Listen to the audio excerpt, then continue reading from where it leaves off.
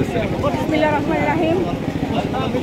আমরা দেশ নেতা ভারপ্রাপ্ত চেয়ারম্যান আমাদের জনাব তারেক রহমানের পক্ষ থেকে আমরা এখানে আসছি। আসলে আমরা তো শরীয়তপুরবাসী, এরকমভাবে আসছেন।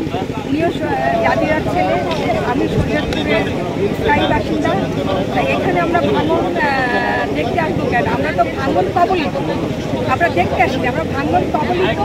এবং আমরা এই আমাদের যা আছে, আমাদের ভারপ্রাপ্ত চেয়ারম্যান এবং আমাদের জেলা নেতৃবৃন্দ, দেশ নেতাদের আদেশক্রমে যার যা আছে তাই নিয়ে আমরা ভাঙন কবলিতে পাশে এসে দাঁড়িয়েছি।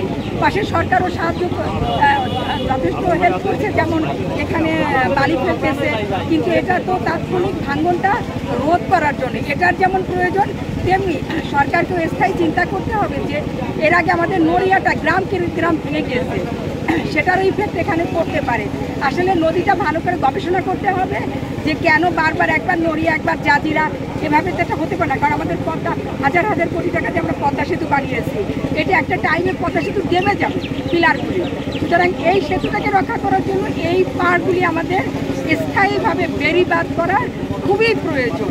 আজকে যে 50-60টা ঘর ভেঙে গেছে, নিঃস্ব হয়ে গেছে, এদেরকে তো স্থায়ীভাবে সরকার যাতে ওরা স্থায়িত্ব গঠন এবং ওদেরকে যাতে গেরস্থ ভালোভাবে আবার দাঁড়াতে পারে সেই ব্যবস্থা তো করতেই হবে। সেই সাথে ওরা যেন জমিগুলি না হারায় এবং আমাদের এই জাজিরাটা রক্ষা করতে হবে, কারণ এই জাজিরাটাও বাংলাদেশের একটা সম্পদ।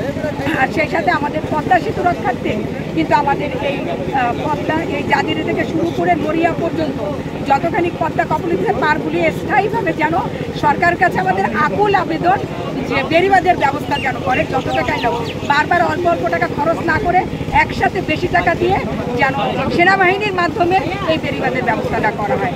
আগে যে নড়িয়াতে যে কয়েকশো কোটি টাকার বেড়িবাঁধের যে স্যাংশনটা করেছিল আগের যে স্বৈরাচার তাবেদার যে সরকার ছিল সেই সরকারের আমলে, তারপরে যে তারপরে বরাদ্দটা হয়েছে, অবশ্যই এখানে অনিয়ম ছিল। এজন্যই তো আমি বলেছি যে সেনাবাহিনীর মাধ্যমে, কোনো কন্ট্রাক্টরের মাধ্যমে না, সেনাবাহিনীর মাধ্যমে, আমি আবার বলছি সেনাবাহিনীর মাধ্যমে এই বেড়িবাঁধের ব্যবস্থাগুলি করা হোক।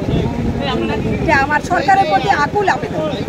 মানে এই যে পদ্মা সেতু রক্ষা বেড়িবাঁধ যেটা ছিল, সেই বাঁধে কি কোনো অনিয়ম ছিল কিনা আপনার কি দাবি করেন? অনিয়ম ছিল। যদি অনিয়ম নাই থাকতো তাহলে আজকে আমরা এর করতাম না। এই যে আজকে এই 50টা পরিবার এই যে ভাঙনের সম্মুখীন হতো না, বেড়িবাঁধের ব্যবস্থা করা হয়েছিল, সেখানে সরকার একটা তদন্ত কমিটি করুক যে সেখানে কোনো অনিয়ম করা হয়েছে কিনা, সেই তদন্ত কমিটির ভিত্তিতে তাদের বিচারের আওতায় আনা হোক এবং তারপরে পুরো বেড়িবাঁধের ব্যবস্থা করা হোক যেন এই এলাকাটা রক্ষা করা যায়। সেই সাথে পদ্মা সেতুটাও যেন আমরা রক্ষা করতে পারি এবং অবশ্যই সেনাবাহিনীর মাধ্যমে কাজগুলি দেওয়া হোক। কারণ বারবার আমরা এই শরীয়তপুরের বাসী বারবার এই ভাঙনের কবলে পড়তে চাই না। এটা আমার মহিলা দলের পক্ষ থেকে আমার আকুল আবেদন সরকারের।